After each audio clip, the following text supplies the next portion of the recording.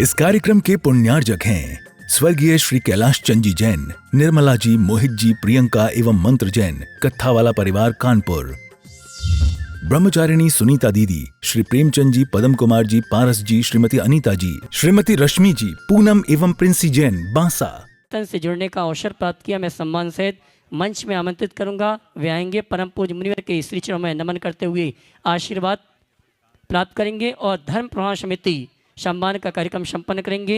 श्रीमान सृजन जी, श्रीमती सूरज जी, संजय जी, सीमा जी, अजय जी, भारती जी, शोभित जी, सृष्टि जी, हार्दिक, रचित जी, सागर, जिन्होंने आज गुणायतन में सूत्रधार के रूप में जुड़ने का अवसर प्राप्त किया है, मैं सम्मान सहित आमंत्रित करूंगा। वे आए, परम पूज्य मुनिवर के श्री चरण नमन करते गुरुवंदना का सौभाग्य प्राप्त करेंगे और उनके सम्मान के लिए मैं आवाज़ दूंगा।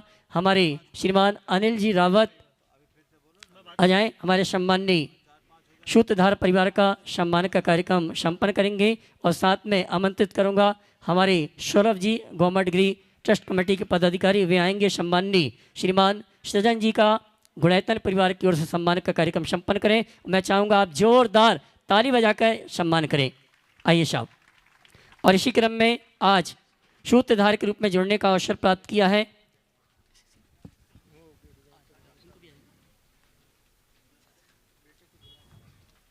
आइए नरेंद्र कुमार जी, श्रीमती सीमा जी, रोहित जी, श्रीमती चारू जी, कुमारी रिया जी जैन, जिन्होंने आज गुणायतन में शिरोमणि संरक्षक के रूप में, क्षमा करना, सूत्रधार के रूप में जुड़ने का अवसर प्राप्त किया। मैं सम्मान सहित आमंत्रित करूंगा। वे आए तुलसी नगर दिगंबर जैन समाज से और इनके सम्मान के लिए मैं आमंत्रित करूंगा हमारी तुलसी नगर दिगंबर जैन समाज के अध्यक्ष और मंत्री महोदय को।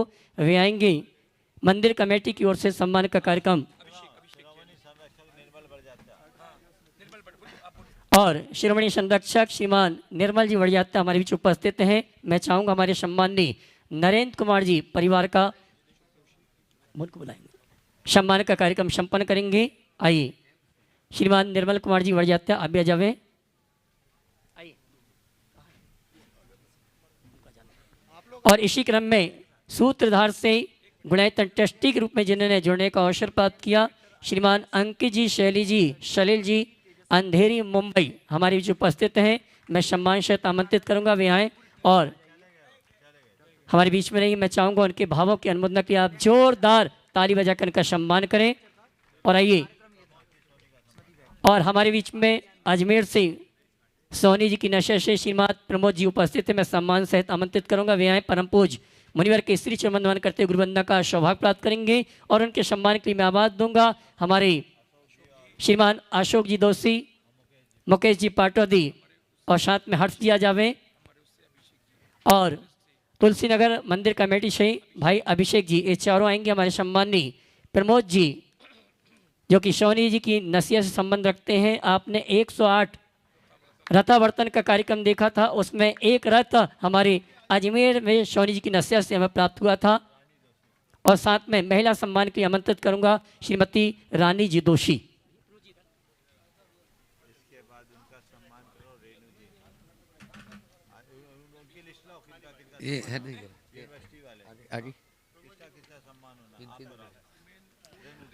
और आइए चलते हैं हमारे बीच में देवी अहिल्या विश्वविद्यालय से पूर्व उप कुलपति हमारे बीच रेणु जी उपस्थित हैं और आज वहां पर संगोष्ठी का कार्यक्रम संपन्न हुआ है श्री भूवलय के विषय पर और वो वक्ता भी हमारे बीच उपस्थित हैं। मैं सम्मान के कार्यक्रम के लिए आवाज़ दूंगा हमारे भाई नितिन जी को। वे आए और सम्मान का कार्यक्रम संपन्न कराएं। भाई नितिन जी, डॉक्टर अनुपम जी को आमंत्रित करूंगा।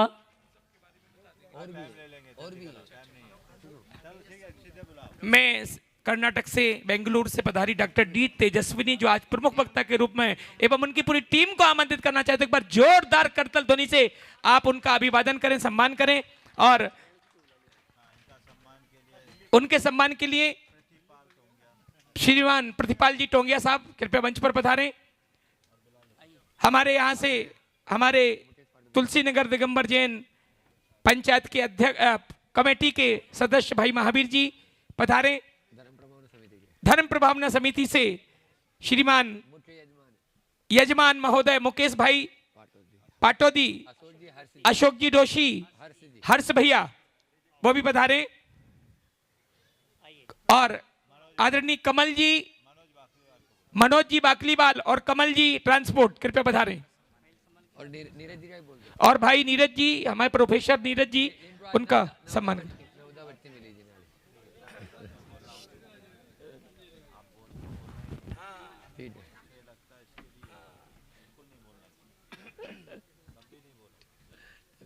एक बार जोरदार तालियां डॉक्टर अनुपम जी, और सबका सम्मान हमारी समिति यहां पर कर रही है।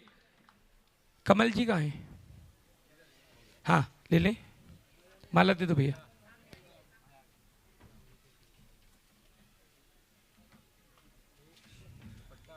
हाँ हाँ आगे दुपट्टा दे, दुपट्टा दुपट्टा दुपट्टा भैया, अरे और दे दो।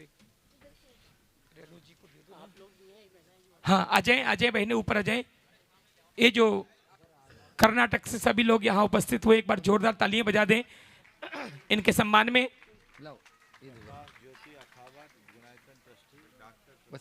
ज्योति जी अखावत, आप तो निवेदन कर दो। मैं अभी निवेदन कराएंगे ना अच्छे से। सुनो, इन सबसे निवेदन करवाओ, निवेदन करा के फिर आप बोलेंगे। सम्मान करें जल्दी से। भाभी जी, रानी डोशी जी से निवेदन पूरी है, टीम का सम्मान है। और हमारी कमेटी के सदस्यों से निवेदन है, भाई साहब लोगों का सम्मान करें, जल्दी करते हैं फटाफट। एक आध महिला यहाँ से आ जाए कोई। हाँ अंजू जी छाबड़ा रांची आ जाए। अंजू जी आ जावे महिला सम्मान के लिए। और आइए चलते हैं, समय हो चुका है संघ का समाधान के कार्यक्रम में। आपकी शंकाओं का समाधान के लिए सीधे जोड़ने के लिए मैं निवेदन करूंगा आप सभी की ओर से परम पूज्य मुनिवर संधान सागर जी महाराज के लिए दोनों हाथ उठा के जयकारा लगाएंगे। बोले परम पूज्य मुनिश्री मुनिश्री मुनिश्री प्रमाण सागर जी महाराज की। अच्छा, आज अपने बीच में उदयपुर से हाँ मंच पर ही उपस्थित हैं, इसलिए मैं श्रीमती रेणु जी जैन जो पूर्व कुलगुरु डीएवी के, वे अपना प्रश्न आज प्रथम प्रश्न गुरु चरणों में रखे हैं, और उनकी टीम से और भी कोई जो प्रश्न रखे हैं, उसके बाद में डॉक्टर ज्योति जी जैन अपने प्रकाश चंद जी जैन साथ में रहेंगे। अखावत जी, हाँ हाँ बोलो, प्रश्न बोलो। परम पूज्य गुरु गुरुवर के चरणों में नमोस्तु नमोस्तु नमस्तु, समस्त मुनि संघ के चरणों में नमोस्तु। आप सभी को जय जिनेन्द्र। आज मुझे बहुत बड़ा सौभाग्य मिला है कि महाराज जी के चरणों में दोबारा उपस्थित होने का आनंद प्राप्त हुआ। आज एक राष्ट्रीय गणित दिवस है, उसके अवसर पर श्री भूवलय ग्रंथ पर जो हमारा आचार्य कुमुदेंदु महाराज जी ने लिखा है, एक बहुत ही अद्भुत ग्रंथ है, उस पर एक संगोष्ठी का आयोजन किया गया था। उसमें मुझे सौभाग्य प्राप्त हुआ भाग लेने का। और उसमें जो आज हमारी अतिथि हैं डॉक्टर डी तेजस्विनी, उनका एक बहुत ही सारगर्भित लेक्चर था। और मैं पहले तो महाराज जी से आशीर्वाद मांगना चाहती हूँ कि उसी विषय पर मुझे आगे भी कार्य करूँ मैं, और थोड़ा या तो डीएससी के लिए रजिस्ट्रेशन करवा लूँ, उसके लिए मैं महाराज जी से आशीर्वाद लेना चाहती हूँ। और इसको ऐसे अद्भुत ग्रंथ को उसका पूरा फ़ायदा उसमें 718 भाषाओं में पूरा अंतर साहित्य पूरा संदर्भ दिया गया है। तो उसका किस तरह से हम लोग सारे शोधार्थीगण उसका फ़ायदा उठा सकते हैं, ये मैं महाराज जी से थोड़ा उस पर प्रकाश दिलवाने की आगे चाहती हूँ। देखिए, भूवलय संपूर्ण भारतीय वाङ्मय का एक ऐसा अनूठा ग्रंथ है जो सारे विश्व के लिए एक आश्चर्य है। एक ही ग्रंथ में अनेक भाषाओं में अनेक ग्रंथों की संरचना, 17 भाषा बोल रहे हैं, आप कल्पना नहीं कर सकते। मैंने तो कुछ कुछ देखा, पर मुझे बहुत प्रसन्नता है कि इस पर बहुत व्यापक पैमाने पर कार्य हो रहा है। जैन समाज अपने स्तर से तो कर ही रही थी, पर मुझे ये सुनकर अतीव प्रसन्नता हुई कि रेणु जी के कार्यकाल में इस अभियान की शुरुआत हुई डॉक्टर अनुपम के विशेष प्रयासों से, और ये अहिल्या देवी विश्वविद्यालय का एक ठोस उपक्रम बन गया जो बहुत अच्छे परिणाम देगा। आज आपने जो बातें मुझे बताई सुन कर के बहुत प्रसन्नता हुई।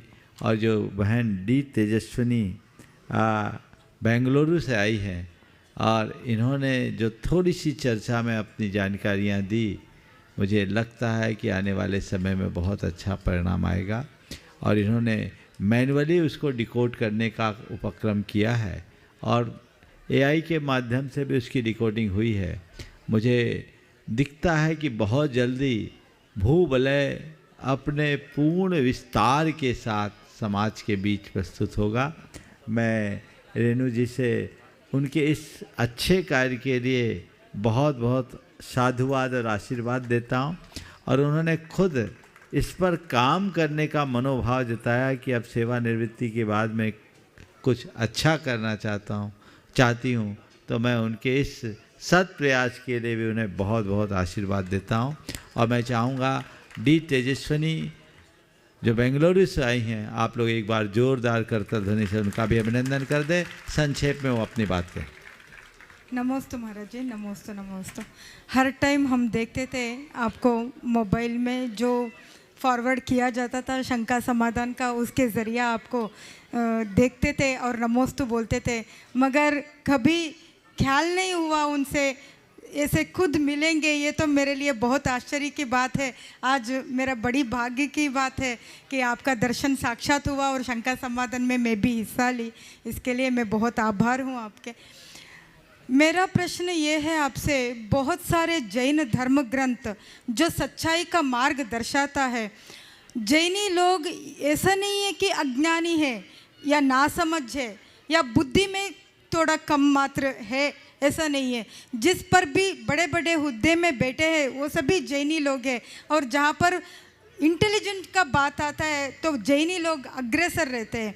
फिर भी इतने सारे बुद्धिवता होते हुए भी कैसे सिद्धांत के ग्रंथों में बहुत सारे सिद्धांत ग्रंथ है जो अनपब्लिश्ड है और लोगों तक नहीं पहुंच पाया, और ये काल की महिमा है या लोगों की अज्ञानता का महिमा है? अगर उनका बुद्धिवता जा रहा है तो इंजीनियरिंग फील्ड में जा रहा है, आईटी बीटी सब फील्ड में जा रहा है, तो सिद्धांत के फील्ड में थोड़ा कम पीछे कैसे रह गए?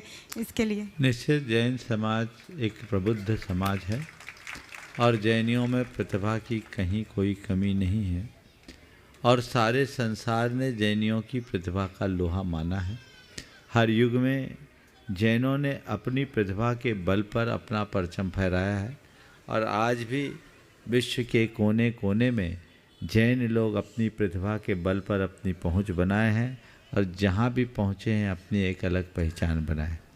जहां तक सवाल है हमारे सिद्धांत ग्रंथों के प्रति लोगों का जो रुझान कम हुआ है, उसका कारण अभिरुचि बदली और सारे सामाजिक मूल्य अर्थ प्रधान हो गए और लोगों का ध्यान पूरी तरह से अर्थकरी विद्या की ओर मुड़ गया। तो अर्थकरी विद्या से जुड़ जाने के कारण लोग उधर ही ज़्यादा आकर्षित हो जाते हैं और उधर आकर्षित होने के परिणाम स्वरूप हम इस क्षेत्र में पिछड़ रहे हैं।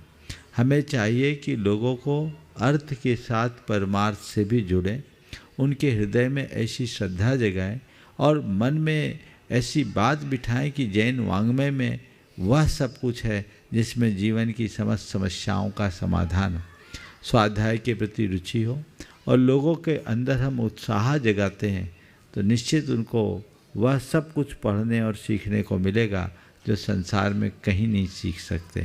तो ये बात बिल्कुल सही है। आप लोग अगर रुचि जगाते हैं और जैन धर्म के मूल ग्रंथों को पढ़ते हैं तो आज जो आपकी श्रद्धा है उससे अनंत गुनी श्रद्धा आपकी बलवती होगी। ये प्रयास सबको करना चाहिए। जो अप्रकाशित सिद्धांत के गूढ़ ग्रंथ हैं हमें चाहिए कि हम उनका प्रकाशन करें और मैं आपसे ही कहता हूँ अगर इस तरह के कोई ग्रंथ आपकी दृष्टि में आए आप उसे लाइए, हम समाज से प्रेरित करके उसे प्रकाशित करेंगे। इस टेक्नोलॉजी के दौर में ऐसा कोई ग्रंथ नहीं बचना चाहिए जो अप्रकाशित रहा है, हमें उसके लिए सतत प्रयास करना चाहिए। बहुत बहुत डॉक्टर ज्योति जी जैन, प्रकाश चंद जी जैन, उदयपुर अखावत जो गुणायतन के ट्रस्टी हैं और 2017 के जो चातुर्मास उदयपुर में जिनकी अहम भूमिका रही, एक बार जोरदार ताली बजा दीजिए। और मैं चाहूँगा यहाँ की समिति के पदाधिकारी अध्यक्ष मंत्री जी नमोस्तु गुरुदेव, नमोस्तु नमोस्तु। और आर्किटेक्ट अभिषेक जी जैन गुणायतन ट्रस्टी, वे इनका सम्मान करेंगे वहीं जाकर। परम पूज्य मुनिवर के चरणों में बारंबार नमोस्तु।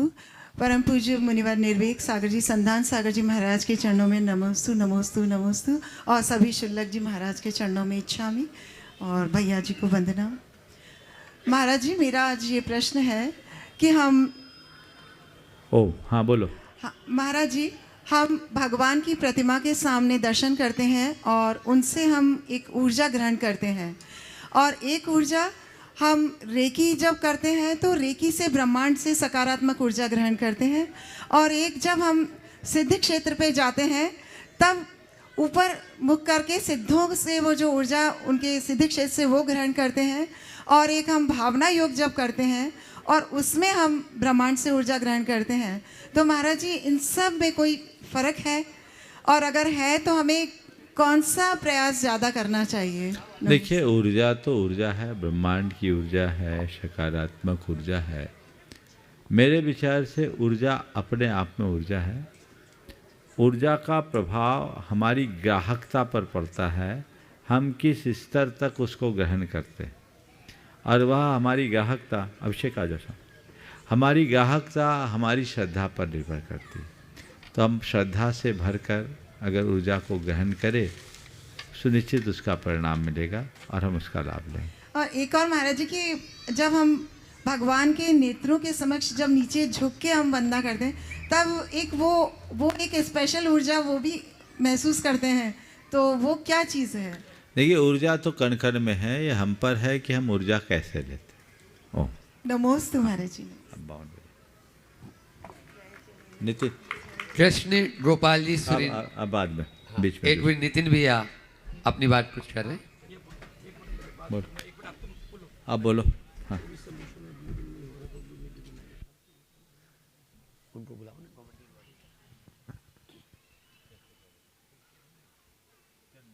हाँ, अबे भैया। और आइए, विगत 2 महीने से चर्चा चल रही है गोमटगिरी, और बहुत उत्कृष्ट भावना के साथ गोमटगिरी ट्रस्ट कमेटी के पदाधिकारी और विशेष रूप से हमारे सौरभ जी और साथ में भरत जी, इनकी उत्कृष्ट भावना है कि एक बार गुरुवार का गोमटगिरी क्षेत्र में पदार्पण हो और उनके सानिध्य में विधान हो और साथ में मस्तकाभिषेक का कार्यक्रम हो। ये निवेदन करने के लिए हमारे बीच में गोमटगिरी अतिशय क्षेत्र के पदाधिकारी भरत जी मोदी के नेतृत्व में यहाँ पर उपस्थित नहीं हुए। मैं सम्मान से आमंत्रित करूँगा भरत जी मोदी, सौरभ जी, साथ में हमारे प्रतिपाल टोंगिया और जो भी पदाधिकारी में सभी आ जावे। आइए आइए, बाबू साहब अपनी भावना गुरुवर के श्री चरण में रख रहे हैं। आइए।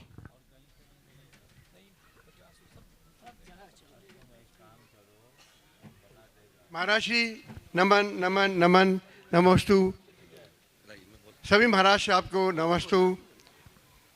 महाराज साहब, मैं ये रिक्वेस्ट करना चाहता हूँ कि गोमटगिरी पर 28 तारीख से 1 तारीख तक विधान करना है और जलाभिषेक भी करना है, तो आप कृपा कर वहाँ पधार कर ये हमारा कार्य को संपन्न कराने की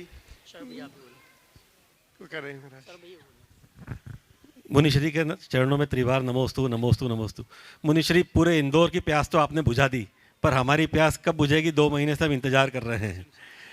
मेरे आदरणीय दादाजी पद्मश्री बाबूलाल जी पाठक द्वारा बनाया गया तीर्थ गोमटगिरी, जहाँ पर आचार्य श्री का भी चतुर्मास हो चुका है, और हम 2 महीने से आपसे निवेदन कर रहे हैं कि हमें प्यास बुझाने का मौका दीजिए। हम आपके सानिध्य में विधान एवं महामस्तकाभिषेक करना चाहते हैं। कृपया हमें निर्देशित करें कि हमारी प्यास जल्दी से जल्दी बुझे, ऐसा समय बताएं महाराज जी। देखिए, गोमटगिरी का निवेदन तो बार बार हो ही रहा है, और मैंने बहुत पहले कहा था कि गोमटगिरी का निवेदन हो या न हो, मुझे जाना है।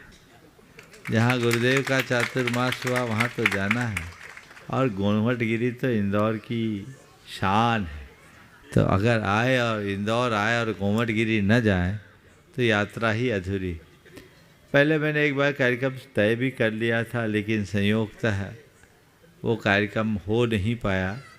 तो आप लोगों ने निवेदन किया है तो मैं भी आपके निवेदन पर विचार करके यही चाहता हूँ कि इस बार नया साल, आप लोगों का नया साल, इस बार आप लोगों का नया साल गोमटगिरी में संपन्न हो और सब लोग पूरे धूमधाम के साथ भगवान बाहुबली का 1 तारीख की नए वर्ष की नई सुबह में भगवान का मस्तकाभिषेक संपन्न करें।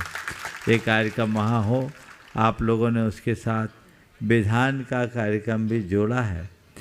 थोड़ा सा कार्यक्रम को निवेदन तो आप लोगों का बहुत दिन से चल रहा था, हम अपने अन्य व्यस्तताओं के कारण आप लोगों को सम्मति नहीं दे पाए।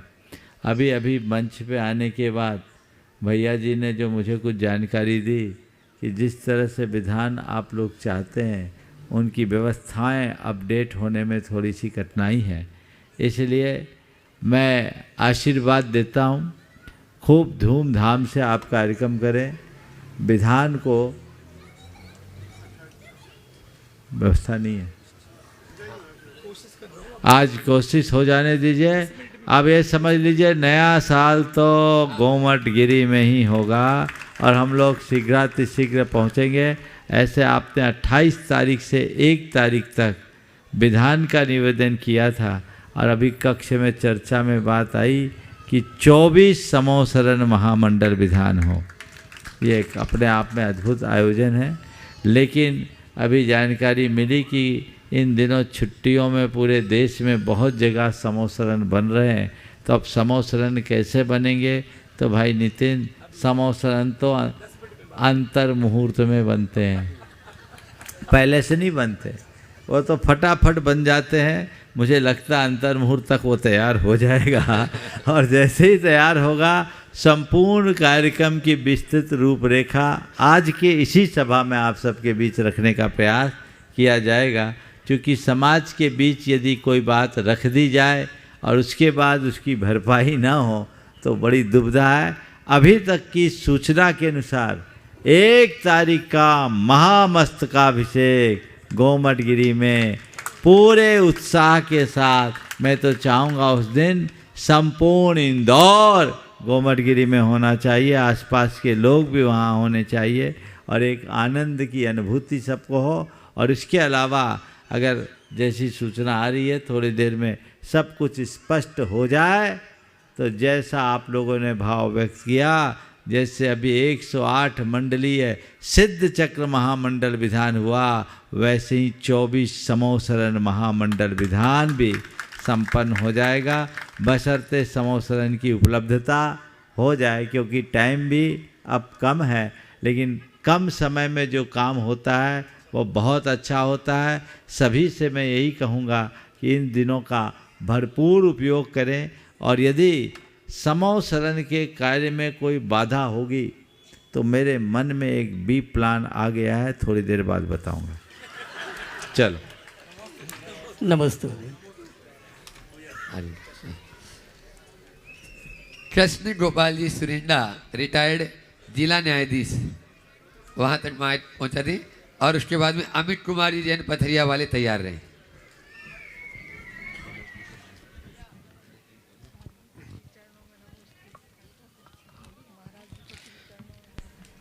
महाराज जी के श्री चरणों में नमोस्तुभ्यम नमोस्तुभ्यम नमोस्तुभ्यम। महाराज जी, कवि गुरु रविंद्रनाथ जी ने बहुत पहले लिखा था, हिंदू बौद्ध सिख जैन पारसिक मुसलमान क्रिस्तानी, ये सभी सनातन रूपी वृक्ष की शाखाएं हैं। अभी कुछ समय से देखने में आ रहा है कि ये सारी शाखाएं अपना अपना अलग से अस्तित्व लेकर चलने की कोशिश कर रही हैं। तो चिंता ये है कि वसुधैव कुटुंबकम की धारणा लेके चलने वाले हम लोग क्या अलग अलग शाखाओं के रूप में प्रस्फुरित हो पाएंगे? कृपया मार्गदर्शन करें। देखिए, जब हम सनातन को पकड़ते हैं तो सब इकट्ठे हो जाते हैं और जब हम अलग अलग पकड़ते हैं तो तनातन हो जाते हैं। तो तनातन नहीं, सनातन होना चाहिए और सनातन से टनाटन होना चाहिए। तनातनी का काम नहीं। सनातन क्या है? जो शाश्वत है, जो अविनाशी है, जो ध्रुव तत्व है, वही सनातन है। बाकी सब क्षणिक है, क्षण भंगुर। तो शाश्वत को पकड़े जिसमें किसी भी प्रकार का भेद ही ना हो, विश्लेषण ही ना हो। हमसे पूछा जाता है क्या जैन धर्म सनातन धर्म में आता है? हमने कहा जैन धर्म, हिंदू धर्म, ये धर्म वो धर्म क्यों बोलते हो रे? धर्म सनातन है, बाकी सब क्षण भंगुर है। तो हम धर्म को सनातन माने, धर्म शाश्वत है। यदि उस शाश्वत को पकड़ लेंगे तो बाकी चीज़ों को हटा दो। ये तो ऊपर की बातें हैं। धर्म धर्म है, और धर्म का किसी जाति, संप्रदाय, पंथ, परंपरा से संबंध नहीं। धर्म तो हमारे भीतर का स्वरूप है, और कहा जाता है धम्मो बत्थु सहावो, हमारे अंदर का स्वभाव धर्म है जो शाश्वत है। हम उस धर्म को पकड़े। अहिंसा धर्म है, करुणा धर्म है, प्रेम धर्म है, ये सनातन है। हम इस मूल्य को पकड़े। ऊपर के चोलों को पकड़ लेने के कारण हमारा सनातन छूट रहा है और तनातनी बनी हुई है। इसे बदलें। धन्यवाद सर। अमित कुमार जी जैन पथरिया, वे अपना प्रश्न और उसके बाद में गुणायतज्ञ सूत्रधार नरेंद्र कुमारी जैन अतिरिक्त जिला परियोजना अधिकारी तैयार रहे। बोलिए। नमोस्तु महाराज जी। महाराज जी, मेरा एक विरोधाभास पर थोड़ा शंका समाधान चाहिए था महाराज जी। ऐसा अपने मानव के शरीर में सबसे निम्न स्थान पैरों का बोल दिया। पैरों का कोई महत्व नहीं, मतलब अगर किसी चीज़ में पैर लग जाए तो अशुद्ध हो गई। और वही जब पूजनीय की बात आती है तो चरणों की वंदना होती है, और चरणों से भी ज़्यादा चरण रज गंधोदक, तो उसमें विरोधाभास का थोड़ा स्पष्टीकरण चाहिए था। देखिए, बहुत अच्छा सवाल है। चरण वंदना क्यों किया जाता है? पैरों को निकृष्ट अंग और माथे को उत्तमा और उत्तम अंग को चरणों में नवाया जाता है। क्यों? इसलिए कि हमारे चरण चरित्र के द्योतक हैं। किसके द्योतक हैं? चरित्र के। तो जिसके जीवन में चरित्र है हम उसको पूजते हैं, और चरित्र का प्रतीक ये चरण है। समझिए, हम पूज्य पुरुषों के चरणों में अपना शीश इसीलिए झुकाते हैं क्योंकि वह चरित्र के धनी। और दूसरी बात, एक साधक के साधना की जो भी ऊर्जा होती है वो इन्हीं चरणों से प्रवाहित होती है। तो हम जब चरणों में शीश नवाते हैं तो वो हमारे लिए उनकी ऊर्जा और चरण रज से उनकी ऊर्जा से अभिभूत होने का अवसर मिलता है। तो हम चाहे जिसके चरण नहीं पूछते, हम किससे पूछते हैं? जो हमारे गुणों में श्रेष्ठ हो, वय में श्रेष्ठ हो, जो हमसे बड़े हैं, उनके चरण पूजे जाते हैं। समझ गए? तो ये चरित्र का द्योतक है और शीश को नवाया जाता है। यानी हम शीश ज्ञान का प्रतीक है, और ज्ञान से ऊंचा स्थान आचरण का है। इसलिए ज्ञान के प्रतीक स्वरूप शीश को चरणों में झुकाया जाता है। समझ गए? तो इसमें कोई विरोधाभास नहीं, इसमें एक बड़ा विज्ञान है। इस विज्ञान को हम पहचानें और उसी के अनुरूप अपने चरण का दूसरों के चरणों में अपना शीश रखने की कोशिश करें। चरण लगना और चरण पूजना में बड़ा अंतर है। किसी को लात मारना यानी ठुकरा देना, और किसी के चरणों में शीश झुकाना यानी समर्पित हो जाना। ठुकराना पाप है और समर्पित होना जीवन को आगे बढ़ाने का आधार है। ऐसा समझ। नरेंद्र कुमारी जैन अतिरिक्त जिला परियोजना अधिकारी, और उसके बाद में आज अपने बीच में आचार्य श्री जी की दीक्षा स्थली अजमेर से प्रमोद जी सोनी जी यहाँ पर उपस्थित हैं। वे अपना प्रश्न गुरु चरणों में रखेंगे।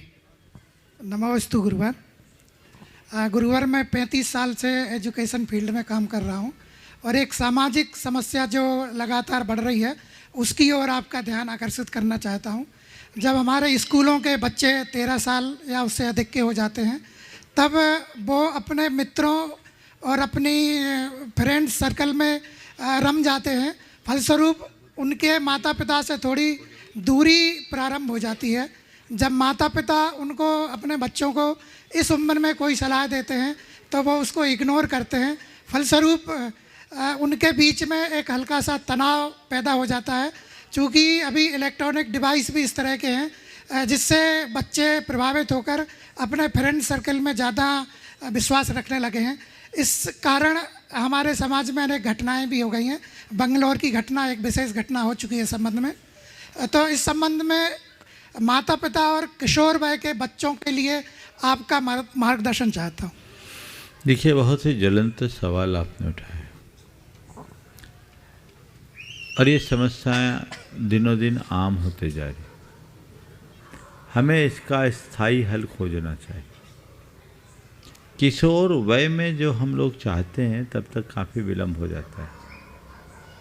हम बचपन से ही बच्चों को अगर ठीक तरीके से तैयार करें और बच्चों के किशोर वय तक पहुँचते पहुँचते उनसे अपना संबंध थोड़ा दोस्ताना बना लें तो बच्चे और माता अभिभावकों के बीच की जो दूरी है वो थोड़ी कम हो।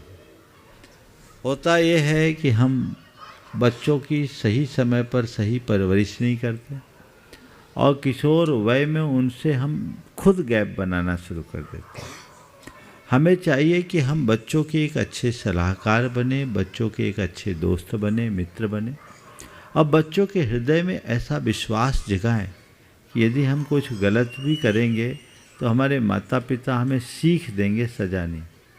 प्रायः ये देखने में आता है कि बच्चों के मन में माता पिता, खासकर पिता का बड़ा डर रहता है।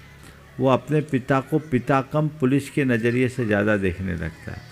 अगर पिता पिता की जगह पुलिस बन जाएगा तो फिर घर में तो थाने जैसा ही माहौल रह पाएगा।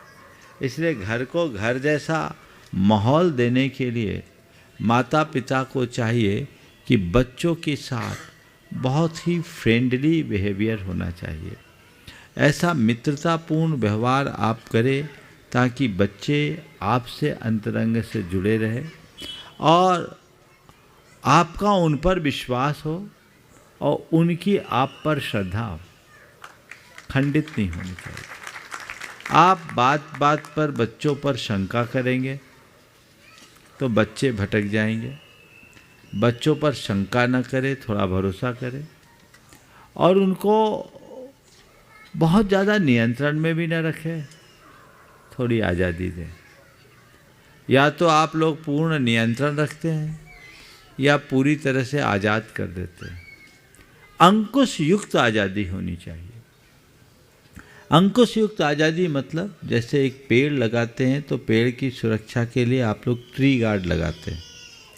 ट्री गार्ड कैसे लगाते हैं? एकदम पेड़ से चिपका करके, क्या थोड़ा डिस्टेंस रख कर ताकि वो पौधा हिल डुल सके। ट्री गार्ड नहीं लगाएंगे तो उसको मवेशी चर के बर्बाद कर देंगे। तो पेड़ आगे बढ़े, खिले खेले और थोड़ा मौसम से जूझे। पेड़ हिलेगा डुलेगा नहीं तो पेड़ बढ़ नहीं पाएगा, बढ़ भी जाए तो कमज़ोर रहेगा, उसको हिलने डुलने की अनुकूलता। तो बच्चों को एक दायरे की बाउंड्री लाइन खींच दीजिए, बेटा ये तेरी बाउंड्री है, इससे बाहर न जा। अपने बचपने को याद कीजिए, माँ छोटे बच्चे को कहती बेटा खेलना है तो खेल, लेकिन आंगन से बाहर मत जाना, तो बच्चा उसमें ही तक रहता था। तो ऐसे ही बच्चों के बड़े होने पर हम उनको एक सीमा का बोध कराते हुए यदि जोड़ दें तो बच्चों में भटकाव नहीं होगा। भरोसा रखें, शंका न करें, उनका अच्छे तरीके से पालन करें तो कभी भटकाव नहीं होगा। देखो कैसा होता है, बच्चों को ठीक तरीके से संभालने का परिणाम। एक बच्चा बहुत आज्ञाकारी, विनीत, संस्कारित, मेधावी बच्चा था। अपने दोस्तों के आग्रह पर नाइट शो फिल्म देखने के लिए गया। माता पिता से पूछा कि आज सब बच्चे जा रहे हैं। इससे पहले वो सारे पिक्चर्स परिवार के ही साथ देखता था, लेकिन बच्चों ने एक दिन आग्रह किया, 12th क्लास में था। माता पिता से पूछा, माता पिता ने कहा जा देखा। अब नाइट शो देखने के लिए गया। रात के 11:30 बजे जब लौट कर आया, पिताजी ने पहले कहा था चाबी ले जा, बाहर से लॉक कर देना, आके दरवाज़ा खोल के सो जाना। बच्चा घर आया और 11:30 बजे अपने पिता का दरवाज़ा खटखटाया, पापा खोलो। बोले बेटे आ गया आ गया, ठीक है सो जा, सुबह मिलेंगे। नहीं पापा खोलो, आपसे ज़रूरी बात करनी है। क्या बात करनी है? बोले आप खोलिए ना, हमें ज़रूरी बात करनी है। पिता ने दरवाज़ा खोला, देखा बेटा बहुत बदहवास सा था। बोले बेटा क्या हो गया तुझे? बोले पापा बहुत गलत हो गया। बोले क्या गलत हो गया? तो इतना घबराया हुआ और इतना परेशान सा क्यों है? बोले पापा क्या बताऊं, मैंने आज आपका भरोसा खंडित कर दिया। मैंने आज आपका भरोसा खंडित कर दिया। बोले क्या? बोले फिल्म देख के लौट रहे थे, रेस्टोरेंट में सब बच्चे गए तो वहाँ दोस्तों ने बियर पिया और मुझसे भी आग्रह किया। मैंने मना किया कि मैं ये सब नहीं कर सकता। फिर लोगों ने कहा थोड़ा सा कर लो, 2 बूंद कर लो, 2 बूंद लेने में क्या दिक्कत है। उनने मेरे पानी के गिलास में 2 बूंद बियर दिया और मैंने पी लिया। पी तो लिया लेकिन पेट में जाते ही मेरे दिमाग में हलचल होने लगी, मेरा हृदय कचोटने लगा कि इन दोस्तों के थोड़े से मीठे बोल के कारण मैंने अपने पिता के 18 साल का विश्वास खंडित कर दिया। पापा मुझे बहुत तकलीफ़ हो रही है कि मैंने बहुत बड़ी गलती की। दोस्तों के आगे आपका विश्वास, आपका भरोसा खंडित कर दिया। पापा मुझे माफ़ करो। और मैं ऐसा इसलिए कह रहा था कहीं सुबह तक मेरे विचार न बदल जाए, लेकिन मैं आपको इतना भरोसा दिलाता हूँ कि आज के बाद मेरे जीवन में ऐसा कभी कुछ नहीं होगा। ये है परवरिश। बच्चे के मन में ऐसी आप तैयारी कीजिए कि गलती करे नहीं, और गलती करे जैसे उसको गलतियां का एहसास हो सीधे सामने आकर निवेदन करे, तब बच्चे कभी नहीं भटक सकते। और आज भी ऐसे लोग बहुत सारे हैं जो इस तरह का व्यवहार करते हैं। यदि इसको अपनाएंगे सुनिश्चित उसके परिणाम आएंगे। नमस्ते बाबू, नमस्ते। इंदौर के रथावर्तन महोत्सव में जिनका रथ एक शान बना, ऐसे और खुद लेकर आए प्रमोद जी सोनी अजमेर, वे अपना प्रश्न गुरु चरणों में रख रहे हैं। और उसके बाद में संजय सीमा जी जैन परिवार तैयार रहेंगे जो आज सूत्रधार बने। मंच पे विराजमान मुनिराजों को नमोस्तु, शुल्लक जी को इच्छामि। महाराज जी, मेरा प्रश्न ये है। हाँ बोलो। महाराज जी, आपकी जो बात है, 2 मंत्र, एक हमारा महामंत्र नमोकार और दूसरा हमारा स्तोत्र भक्तांबर स्तोत्र, इन 2 के ऊपर समस्त जैन धर्मावलंबियों को अटूट श्रद्धान है। अपनी बात। महाराज जी, महामंत्र नमोकार और भक्तांबर स्तोत्र, इन दोनों के ऊपर में जैन धर्मावलंबियों को अटूट विश्वास है। इनकी महिमा जैन समाज को तो कम से कम बताने की आवश्यकता नहीं है, किंतु रिसर्च क्या इन मंत्रों के ऊपर, क्या इस स्तोत्र के ऊपर, इनका प्रभाव हमारे ऊपर क्या पड़ता है, और इनका रेगुलर स्तवन करने से, बोलने से, माला फेरने से, पाठ करने से, इसके ऊपर क्या कोई रिसर्च हुई है? और अगर नहीं तो महाराज जी, जैसे भावना योग आज धीरे धीरे डेटा कलेक्शन हुआ है और उससे लोगों को मालूम चलने लगा, अजैनों पे भी प्रभाव पड़ने लगा, सबको धीरे धीरे इसका, क्योंकि एक हमने सिस्टमेटिक तरीके से स्टडी करी है। मगर नमोकार मंत्र हमारा अनादि निधन मंत्र और भक्तांबर स्तोत्र, इन दोनों के ऊपर मेरी जानकारी में नहीं है कि कोई रिसर्च हुई हो। महाराज जी, इनके ऊपर कोई रिसर्च करवाई है जो इस पूरे विश्व के अंदर जो है इनकी मान्यता आ जाए। बहुत अच्छा प्रस्ताव आपने यहाँ रखा है। जहाँ तक नमोकार महामंत्र की बात है, नमोकार मंत्र पर काफ़ी कुछ शोध खोज हुआ है, और एक सबसे श्रेष्ठ ग्रंथ तो डॉक्टर नेमीचंद जैन का है, नमोकार मंत्र एक अनुचिंतन। वो अपने आप में अद्भुत है। कुछ लोगों ने PhD भी की है नमोकार पर, और नमोकार के माध्यम से हीलिंग के भी उपक्रम किए हैं, और बहुत सारे लोग इसका प्रयोग कर रहे हैं। हमें योजनाबद्ध तरीके से इसको प्रचारित करना चाहिए। भक्तांबर पर तो जर्मनी में बहुत सारे रिसर्च हुए और लोग इस पर काम कर रहे हैं। भक्तांबर के कार्ड्स बने, उन कार्ड्स के माध्यम से लोगों की चिकित्सा भी करते हैं। एक विद्वान है पूना में, वो भक्तामर के माध्यम से कैंसर जैसे असाध्य बीमारी की चिकित्सा करते हैं। वो भक्तामर के माध्यम से चिकित्सा करते हैं और वो ज्योमेट्रिकल वास्तु का ऊपर काम करते हैं और जर्मनी से पूरा पढ़ कर के आए, अपनी क्लासेस लेते हैं और मूल रूप से वो आपके इंदौर से ही जुड़े हुए हैं जो पूना में रहते हैं। हाँ, और आपने नाम लिया और आपके अजमेर में ही मेरे पास सबसे पहले आए थे वो 2016 में। बहुत क्रांतिकारी काम। हमें इस तरह के कार्यों को प्रचारित करना चाहिए, अच्छे ढंग से प्रसारित करना चाहिए। लोग विविध तरीके से कर भी रहे हैं, हमें इन्हें आगे बढ़ाने का प्रयास करना चाहिए। नमोकार मंत्र और भक्तामर की जब बात हम करते हैं तो ये हम केवल जैनियों तक सीमित हो जाती है, क्योंकि जब किसी मंत्र या किसी स्तोत्र की बात होती है तो सब लोगों की एक परंपरागत जो आस्था होती है उसी से बंधे रहते हैं, वो जगत व्यापी नहीं बन पाते। हमें बनाने का प्रयास करना चाहिए। लेकिन इन्हीं सब बातों को ध्यान में रखते हुए हमने भावना योग डिजाइन किया कि भावना योग एक ऐसा माध्यम है जो जैन धर्म को जगत व्यापी बना सकेगा। भावना योग संप्रदायातीत योग है, जिसमें कोई मंत्र नहीं है, जिसमें कोई आराधना नहीं है, बस जीवन के कल्याण का एक प्रयास है, जीवन के रूपांतरण का एक आधार है जो भावना योग में है। तो हम भावना योग कर रहे हैं और उसी भावना योग का प्रयोग निरंतर करते रहें, चलते रहें। अभी जो बात आई थी आगे के कार्यक्रमों की रूपरेखा बनाने की, तो कार्यक्रमों की रूपरेखा बनाते समय आप लोगों ने भावना तो बहुत रखी। आपके भरत जी, जिनको अभय भैया बाबू साहब बोलते हैं, 20 दिन से बोल रहे थे महाराज हमें विधान कराना है, विधान कराना है, विधान कराना है। हमने कहा हमारे कार्यक्रमों के कुछ मैं और रूपरेखा बना रहा हूँ, उसकी डेट्स तय होने के बाद मैं बता पाऊँगा। तो आज जैसे तैसे हमने मन बनाया, लेकिन जो वो चाह रहे थे वो नहीं हो पाया।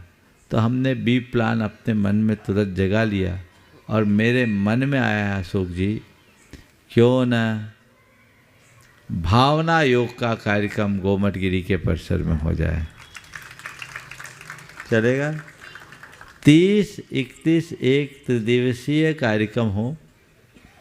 30 तारीख को, 31 तारीख को और 1 तारीख को 3 दिन तक हम वहाँ भावना योग का विराट आयोजन करेंगे और उसमें हम बहुत जल्दी कल आपको इसकी रूपरेखा बना देंगे। कुछ लोगों के लिए अगर ऐसी व्यवस्था हो कि 3 दिन हमारे साथ रहे और नई सुबह की शुरुआत भावना योग से हो और उसके बाद अभिषेक हो, पूरा इंदौर उमड़े, जितने लोग वहाँ आ सके आए और इसके लिए प्रयास करें। आज चर्चा करके कल इस पूरे कार्यक्रम को नए तरीके से डिजाइन कर दें और कुछ लोग उसमें हम चाहेंगे कि हम भावना योग का कुछ और अपर वर्जन आप सबके साथ लाएं, जिसमें अंतर यात्रा भी हो जो आपके जीवन के रूपांतरण के लिए एक बहुत बड़ी प्रेरणा देगी। विधान तो हम लोगों ने सिद्ध चक्र विधान कर लिया, अब इतने बड़े विधान के बाद छोटे मोटे विधान में आप लोगों को मज़ा भी नहीं आएगा और बाबू साहब तो छोटा काम पसंद भी नहीं करते, इसलिए करना है तो बड़ाई करिए और गोमटगिरी की इस वादी में हम भावना योग का बृहद कार्यक्रम संपन्न कराएं। ये अपने आप में बहुत अच्छा होगा। हाँ, आगे के कार्यक्रम हम बता रहे हैं। अभी अब 4 दिन तक तो यहाँ हो गया, लाभ आप लोगों ने ले लिया। निश्चित तुलसी नगर वालों का पुण्य बहुत प्रबल और उछाल मारा। हम आए तो 2 दिन के लिए थे, लेकिन ऐसे देखा जाए तो 5 दिन पूरे हो गए और ये लाभ आप लोगों ने खूब रुचि से लिया है। और कल सुबह के लिए हम लोग यहाँ से निकलेंगे। कल 24 तारीख है ना, 23, 24। गुरुदेव नमोस्तु नमोस्तु। गुरुदेव गुमास्ता नगर आपका आने का था, उधर एक भव्य प्रोग्राम करना है, आपकी इजाजत हो तो गुमास्ता नगर 1 तारीख के बाद का देख लेंगे।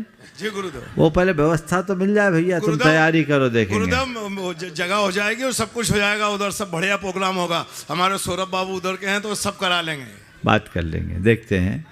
अभी कार्यक्रम कल का, कल प्रातःकाल बदले हुए स्थिति में हम लोग यहाँ से जावरा मंदिर में जाएंगे। कल की चर्या जावरा वाले मंदिर में होगी और उसके बाद आगे के जो कार्यक्रम होंगे आप लोग बता दिया जाएगा। लेकिन 26 तारीख को नसिया जी में एक विशेष आयोजन होना है, वो फिक्स है। और नसिया तारीख के आगे पीछे जो कार्यक्रम होगा और 31 तारीख को 31 और 1 त्रिदिवसीय कार्यक्रम आपके गोमटगिरी में होगा। हम लोग 29 तारीख के शाम को गोमटगिरी में पहुंच जाएंगे। अगले रविवार का संघ का समाधान गोमटगिरी के परिसर में होगा। ये पूरा कार्यक्रम है, आप लोग तैयारी कीजिए। 26 तारीख को नसिया जी का कार्यक्रम होगा और बाकी कल का आपके जाकर के जावरा वाला मंदिर, और इसके बाद 24-25 का कार्यक्रम कहाँ होगा वो कल बताएंगे। चलिए राजेश जी, चलिए हाँ बस राजेश जी जैन जो पूना से अपने बीच में ट्रस्टी हैं और भावना योग के कोऑर्डिनेटर भी हैं, बहुत अच्छी मेहनत करते हैं, जोरदार ताली बजाइए। वृत्ति भी हैं, प्रश्न भी करेंगे और मैं चाहूँगा उनका सम्मान बाबू साही कर देंगे। नहीं जो सामने कर दो, अशोक जी कर दो। हाँ अशोक जी दोषी वहीं पर जाकर उनका सम्मान कर दें। हाँ आप प्रश्न करो, टाइम बहुत कम बचा है, माइक दें वहाँ तक, फिर उसके बाद में जय निशान जी तैयार रहेंगे। और जिनका नाम मैंने पहले पुकारा था वो अभी तैयार अपनी तैयारी रखे। संजय सीमा जैन अभी वेटिंग में है। नमोस्तु गुरुदेव। गुरुदेव, सहिष्णुता का वास्तविक अर्थ क्या है? क्या इसका अर्थ हर स्थिति में स्वीकार, सहिष्णुता का वास्तविक अर्थ क्या है? क्या इसका अर्थ हर स्थिति में स्वीकारता है या किसी सीमा तक असहमति भी सहिष्णुता का हिस्सा हो सकती है? सहिष्णुता और आत्मसमर्पण, यानी जब हम सबमिट कर देते हैं उनमें कैसे अंतर करें, विशेषतर जब सहिष्णुता का दुरुपयोग हो रहा हो? पहले तो मैं चाहूँगा एक बार राजेश भाई का जोरदार अभिनंदन करें। एक अच्छे प्रोफेशनल होने के साथ साथ ये व्रती प्रतिमाधारी हैं, आप सबको इनसे प्रेरणा लेनी चाहिए। और पिछले लगभग 10 वर्षों से ये विभिन्न उपक्रमों में लगे हैं और भावना योग के एक सशक्त प्रशिक्षक और प्रसारक के रूप में अपना काम कर रहे हैं। पूरे देश में भावना योग को फैलाने में इनका बहुत बड़ा योगदान है। एक बार इनका जोरदार अभिनंदन करें। आप सम्मान कर दें तब मैं उनका उत्तर दूं। आपने जो सवाल किया सहिष्णुता की क्या सीमा है, सहिष्णुता का सीधा अर्थ है सहन करना, लेकिन सहन करना अलग बात है और असहमति होना अलग बात है। असहमति असहिष्णुता का द्योतक नहीं है। असहमति अलग चीज़ है, किसी बात से सहमत होना न होना अलग बात है। हम असहमत हैं तो तटस्थ भी रह सकते हैं, कदाचित अपनी आपत्ति भी दर्ज कर सकते हैं, लेकिन नकारात्मक प्रतिक्रिया असहिष्णुता को प्रकट करती है। हम अपने ढंग से करें। सहिष्णु होने का मतलब ये नहीं कि कुछ भी करें आंख मूंदे रहें। हमारे गुरुदेव ने एक बहुत अच्छा हाइकू लिखा है और मैं समझता हूँ उस हाइकू में तुम्हारे सवाल का उत्तर है। आंखें न मूंदो, न ही आंखें दिखाओ। आंखें न मूंदो, ना ही आंखें दिखाओ। सही क्या देखो, क्या कह रहा हूँ? आंखें न मूंदो, न ही आंखें दिखाओ। सही क्या देखो, अपने काम से काम रखो, प्रतिक्रियाएं न करें, सहनशीलता को जीवन में आगे बढ़ाएं जिससे जीवन को बेहतर बनाया जा सके। संजय सीमा जी जैन परिवार अपना प्रश्न है, उसके बाद प्रतिष्ठाचार्य बाल ब्रह्मचारी जैन निशांत भैया तैयार रहें। महाराज जी, जैन धर्म में कर्म की बड़ी प्रधानता है, इसी प्रकार दान की बड़ी महिमा बताई गई है। महाराज जी, अजैन व्यक्ति यदि 1000 करोड़ रुपए साल का दान देता है तो क्या उसको वही पुण्य मिलेगा जो जैन धर्मावली दान देता है या कुछ भिन्नता है उसमें? देखिए, दान देने का तो पुण्य मिलता है, पर आप दान कहाँ दे रहे इस पर निर्भर करता है। बीज बोने में फसल उगती है, ये सच है, लेकिन बीज कौन सी भूमि में बो रहे हैं उस पर निर्भर करता है। ऊसर भूमि में बीज बोओगे तो फसल कमज़ोर आएगी, और उपजाऊ भूमि में बीज बोओगे फसल 1000 गुनी आएगी। तो आप बीज बो रहे हैं, कहाँ बो रहे हैं, सब कुछ उस पर निर्भर। ओम हाँ, जय निशान। प्रतिष्ठाचार्य ब्रह्मचारी जय निशान जी टीकमगढ़, वे अपना प्रश्न भी कर रहे हैं और मैं चाहूँगा उनका भी सम्मान।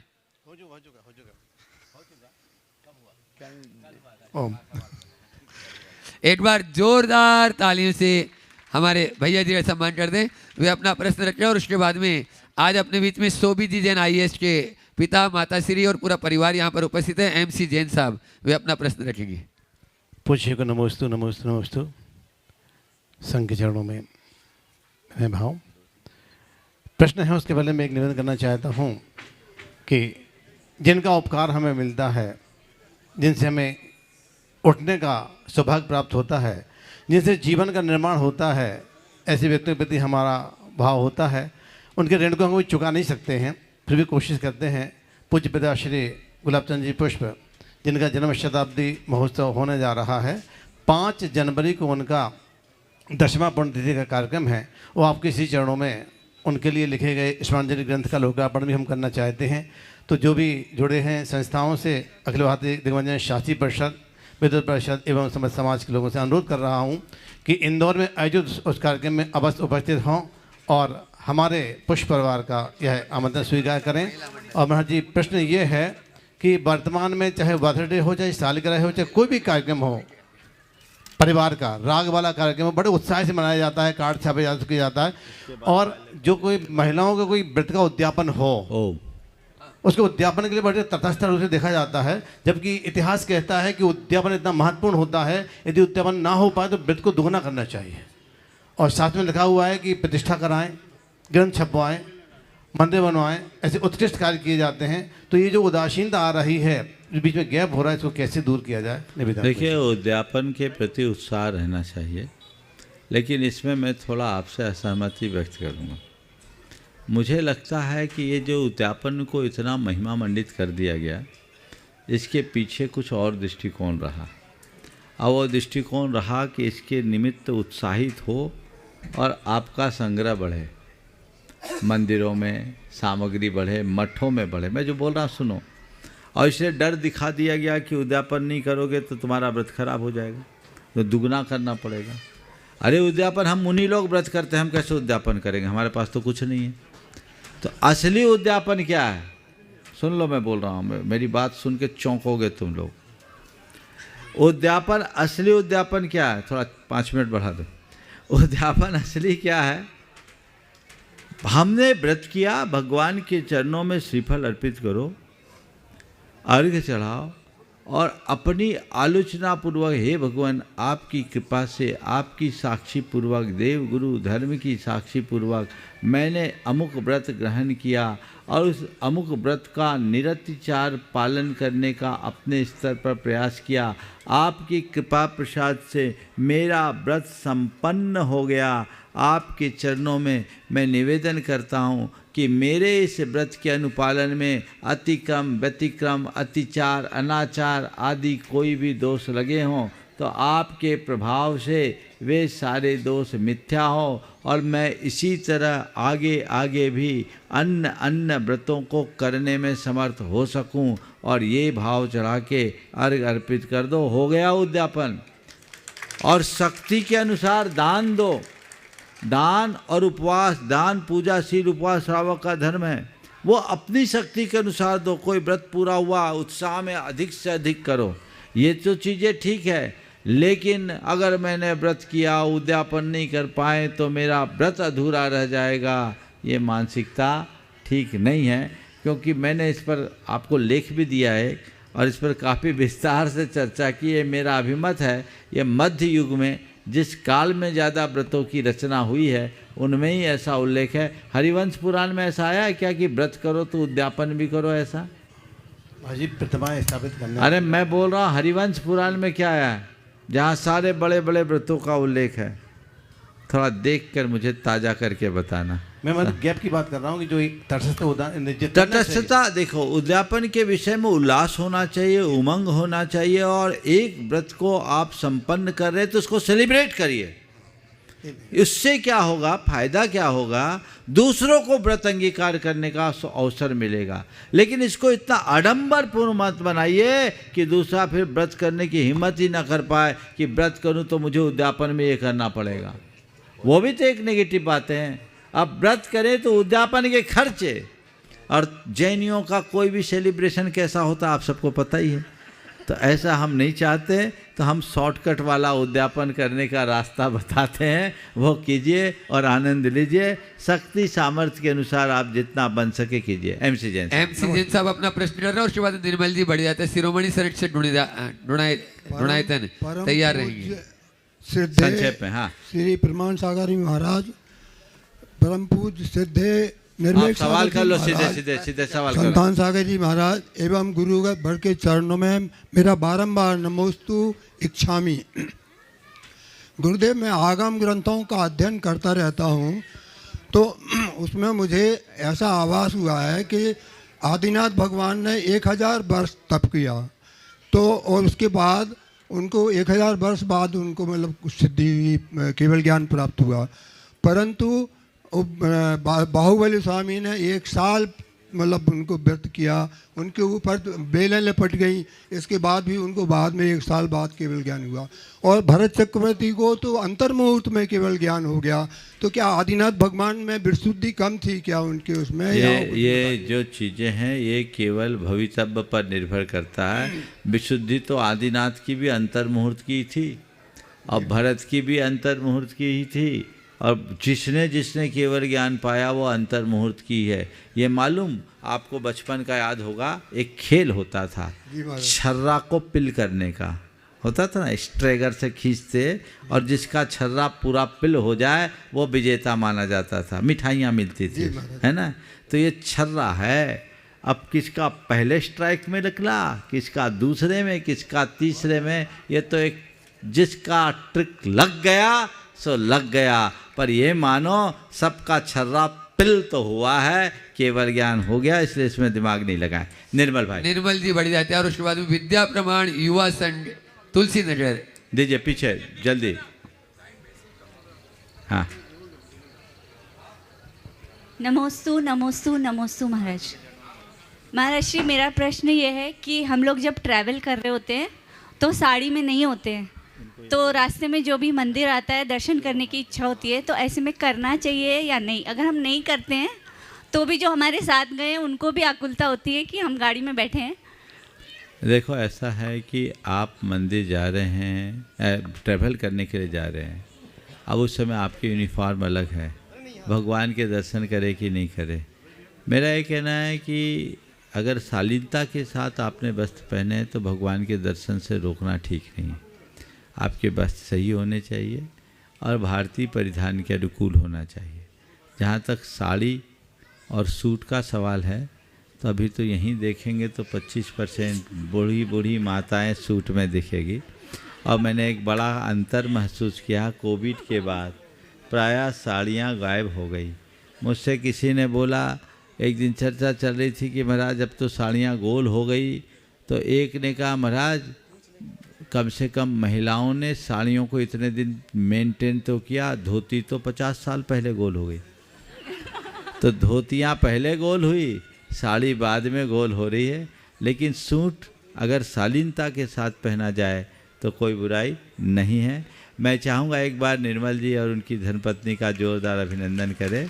ये इनकी माता श्री वंदना जी बड़जात्या गुणायतन की शिरोमणि संरक्षक हैं, जो इन दिनों कोटा में है, बहुत उदार चित्त बहन है, और वो अब उनकी ही परंपरा को आगे लेकर जाने का दायित्व निर्मल भाई को है। और मैं चाहूँगा उनको गुणायतन का यह जो प्रतीक है उनके परिवार में पहुंचाने के लिए गुणायतन के शिरोमणि संरक्षक यहाँ पर जो है मुकेश जी, हर्ष जी हैं, वहाँ जाके दे दें, वहीं पर पहुँचा दें। हाँ, जब तक विद्या प्रमाण युवा संघ अपना प्रश्न करें। हाँ, मुनिश्री को त्रियोग से बारंबार नमस्तु। महाराज जी, मैं सुलभ जैन, बोलो। हम सबके विद्या प्रमाण युवा संघ पर आपकी असीम आशीर्वाद की कामना करता हूँ। महाराज जी, अभी आपने बोला कि 26 तारीख है क्या कल, तो मतलब आपके मन में था कि 26 तारीख तक तुलसी नगर को मिलना चाहिए? नहीं, मैंने ये नहीं कहा कल कौन से थे, अब तुम तो अपनी बात करो। हाँ महाराज जी, जो भी था अगर वो मिल जाए तो बहुत अच्छा, असीम कृपा होगी हमारी। तुम लोग तय कर लो कि अब 26 तारीख तक महाराज का पीछा नहीं छोड़ेंगे। बिल्कुल महाराज जी, चलिए महाराज जी बोलिए। महाराज जी, प्रश्न रह गया, छोटा सा प्रश्न है। ओवर समाप्त हो गया। बोलिए परम पूज्य आचार्य गुरुवासरी विद्यासागर जी महाराज की ये भी नंबर तब आया जब 5 ओवर एक्स्ट्रा हुए। बोले परम पूज्य मुनि श्री प्रमाण सर जी महाराज हमारे अध्यक्ष महोदय ने अपना मोह त्यागा।